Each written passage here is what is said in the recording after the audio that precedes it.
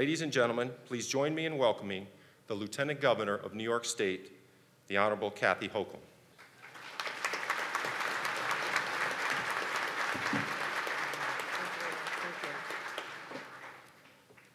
Good morning, everyone. On behalf of our Governor, Andrew Cuomo, I wanted to welcome each and every one of you, your families, and on this great and very, very special occasion, which will long go down in your memory banks. I asked some questions to find out a little bit more about your class, and I understand that you are allowed to select your own motto, if you will, your slogan. So for Class 202, you've come up with second to none, never outdone. So it says to me that you've already raised the bar very high for yourselves, and to me, that is a real tribute to you as potential leaders. So you've raised the bar yourself and have high expectations, and that's a great place to start. What a pleasure to be here to celebrate you and your hard work over the past 6 months, and truly your determination that got you to this place. As you well know, you are part of an institution that has an international reputation for professionalism and is a distinguished body that you should be very, very proud to be part of. Particularly this class, though. When you talk about the competition it took to get to where you are sitting here today, in 2013, 26,000 people took a test because they wanted to be sitting where 226 of you are today. Less than 1%. So I don't need to tell you that you are part of a very elite organization. Yes, yes, they deserve our applause.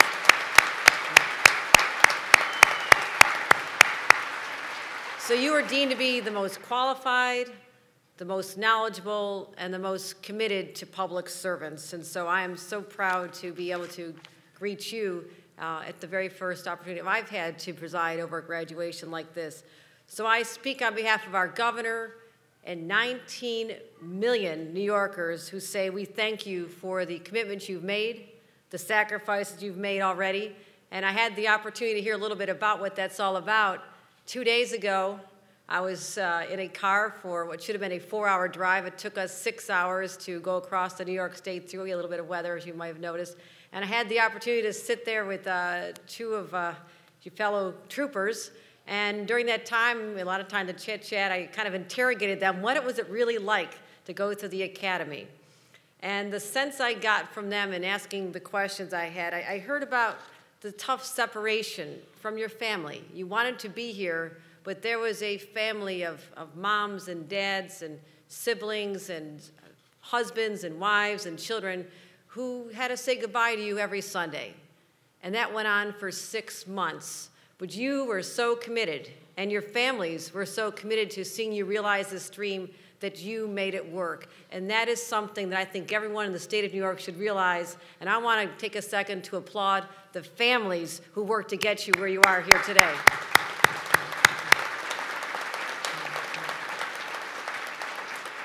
I asked questions about the training. I heard about EVOC training, which is the driving in the emergency vehicles. I heard about the DWI enforcement, where there was role playing. I heard about the grueling tests, and I'm a graduate of law school, and I swear you had to do a tougher test of penal laws and vehicle and traffic laws and procedural laws than anyone I would have ever had to deal as a student of law myself. So you've had to learn defensive tactics, organizational skills. But I have to tell you, as I drilled down into exactly what the experience was like, one message came through to me loud and clear, and that was a deep sense of pride and camaraderie with the people who were part of their classes. And I hope that you come away after your 6 months of experience knowing that you have relationships all across this state now, and people have your back for the rest of your life, and that is something significant. So you should be proud of what you accomplished, but also proud that you are part of an institution whose purpose is to protect the people of this state. And I think about those of us who are called to serve in different ways, public service, elective office, but truly, your willingness to literally step up and be willing to put down your lives to protect other people in the state, I'm telling you there is no greater calling, no nobler calling in the state of New York. So again, I could not be happier to be with you today. The governor says he also understands that through your work we are all connected. And he was very much struck, and we spoke about this last night, about how the fact that 60% of this class actually came out of the military. that you served your country even prior to this opportunity, whether you served, thank you.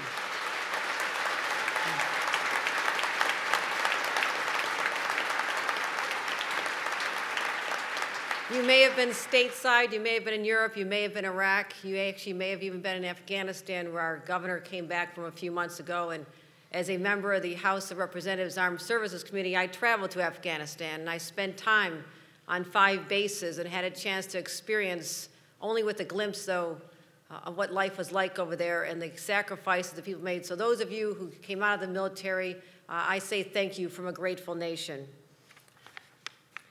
But I also saw places where law and order does not automatically happen. Places where rule of law is just a dream. It does not exist. But you are in a blessed country, in an amazing state, where rule of law does take precedence, but we do need people like yourselves to stand there and sometimes protect us from lawlessness. And this work of our state police truly takes limitless forms. Everything. I wasn't even sworn into office in November, when 7 feet of snow smacked my hometown in Western New York, and I was surrounded by state police members who were willing to get out there and put their lives in danger, going in blinding situations on the New York State Thruway, knocking on the windows of cars, seeing if people are all right, willing to save someone's life if necessary, dealing with our truckers who were frustrated and needed some information. You were out there in ways that people just could not imagine, willing to step up and serve your fellow man. Or woman, I should say. I've also known from the governor talking to me last night, he says, you would not have believed what these state troopers did for us during natural disasters like Hurricane Irene and Sandy and all the experience we had. These are tough, tough situations, and sometimes a family in distress just wants to see the face of someone who they know is going to take care of them, and that's exactly what our state troopers do. And so many times along our streets and in our villages and our towns, people just need that extra hand.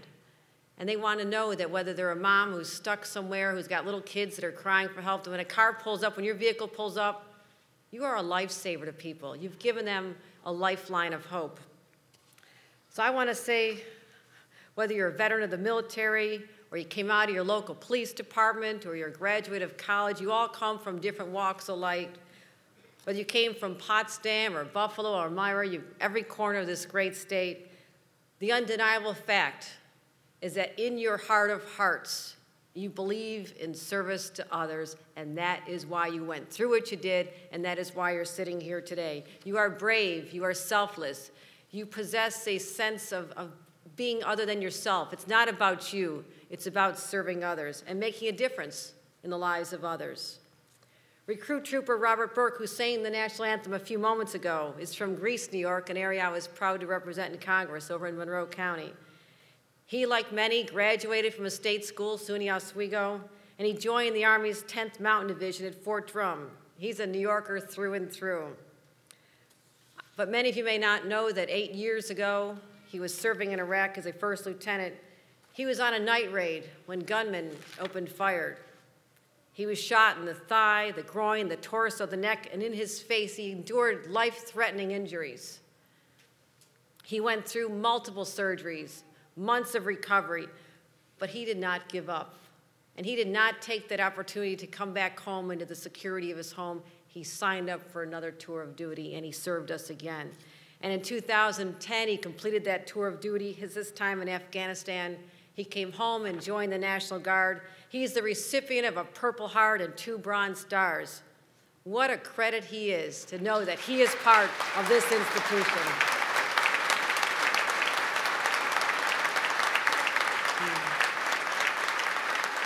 The trooper said it was always his dream to become a state trooper. Just like all of you, this was your dream, and today your dream is realized. So I urge you, never forget what the origins of that dream were. At that point in your life when you said, yes, this is what I want to do. This is where I'm going to devote my life. This is what I'm passionate about. Don't ever lose that, ladies and gentlemen, please. Whether you're out there for 10, 15, 25 years from now, always think back of what inspired you to step up and be willing to make the ultimate sacrifice to other people in your community. And never forget that every little act of kindness that you extend to another human being in your professional career and your roles here is something that they will always treasure as well, because sometimes people look at individuals in uniform and they just simply see law enforcement, law and order. But the times that you are enforcing the law but also can extend a face of compassion and sympathy to others, you've let them know that we are all part of the fabric of an amazing state. We are all New Yorkers, and indeed, we are all part of the same family. So I urge you today, go out with excitement, relief that the first phase of your training is done, of course. Embrace your families and give them that extra hug that says, thank you. I don't take for granted the sacrifices you made so I could be here, and I love you, and I'm going to have your backs as well. But live your lives with integrity, pride, and know that you are part of something very special because you work for the people of the state of New York. Congratulations to every one of you. Thank you.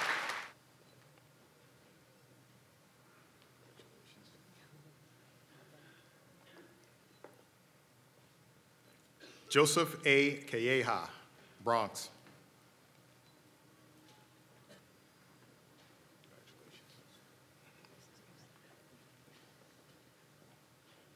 Aaron E. Sorwitz, Buffalo.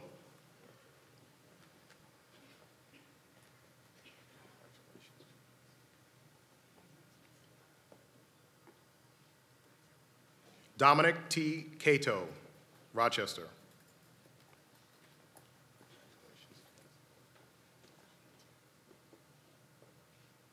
Joseph A. Santiago, Haverstraw.